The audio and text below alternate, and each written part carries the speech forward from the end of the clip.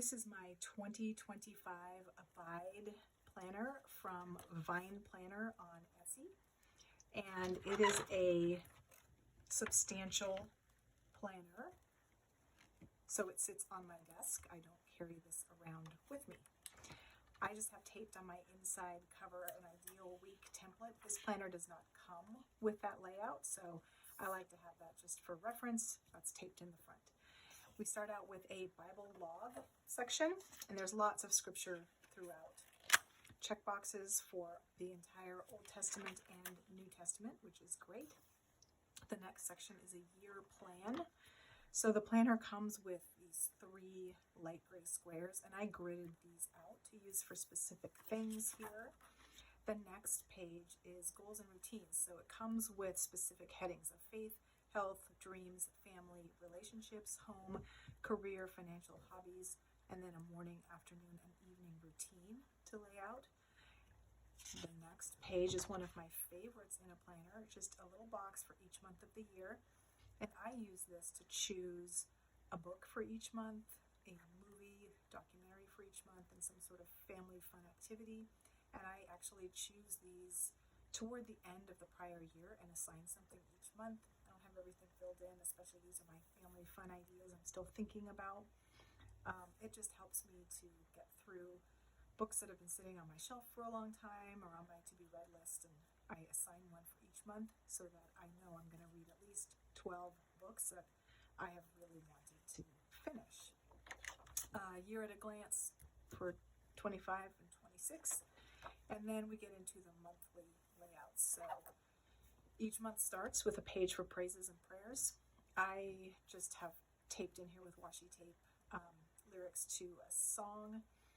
She has a page each month that has kind of a little devotional and scripture. There's a scripture memory verse and things like that. I'm not really using that because I'm doing my own scripture memory. There's also a page for monthly finances, which I don't use. I'm not using right now. I just have taped along the edge here my scripture memory that I'm working on for January. There's a notes page, and I've just sectioned this off to keep track of books I've read, things I've watched, favorite things, and I'll just see as the year goes on how I end up using some of these pages. There's a month at a glance layout.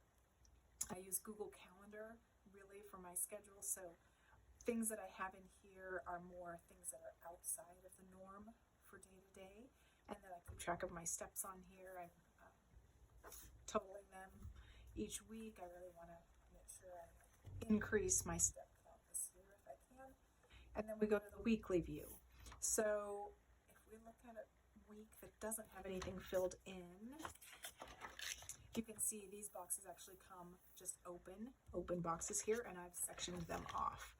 So at the top, we've got our dates along the top, columns. It's a vertical layout. There's 3 lines with boxes for priority tasks. And then I've sectioned off this box. So the top section I am using generally for scheduled items that have a time associated with them.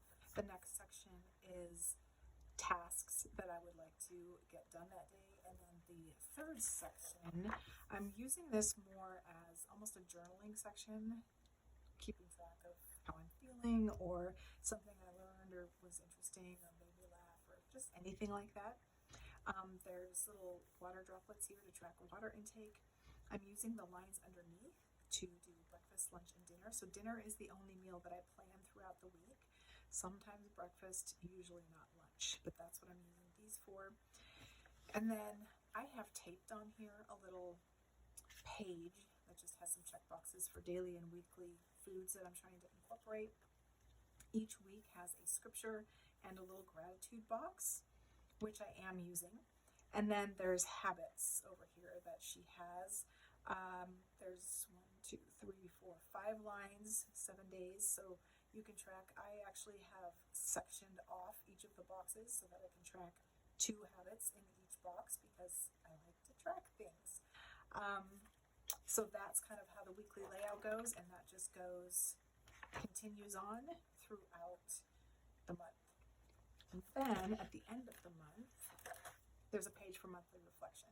So you can write a prayer of thanksgiving, answer a few prompts, or use your own prompts. It's just kind of nice to have a place to reflect on how the month went and what was good about it and what you learned. And then at the end of the planner, there's a substantial notes section. And I have used some of it, just some health things that I want to be able to refer to regularly. I have my list of 25 for 25, so 25 things to do, and some of these are just a one and done thing. Making homemade pasta with the girls. Some of these are then habits, right? So bed before 11 p.m. at least 200 nights. So that is where, go back to my year plan, that's where this is coming from. I gridded out 200 boxes, and then in the morning I open my planner. If I watch the sunrise, I can color it in. If I went to bed early the night before, color it in, did my journaling, things like that. There's a pocket folder at the back also, and then I just added this little list of, it's just a continuous list of all the days of the year, and I'm going to use this as a health tracker of sorts to keep track of, you can see I was having some headaches and just made some little lines indicating headaches that I was having, and if the kids are sick or things like that, I'll make note of that in there just to keep a little bit better track of what's going on. And that is my 2025 planner, which I love.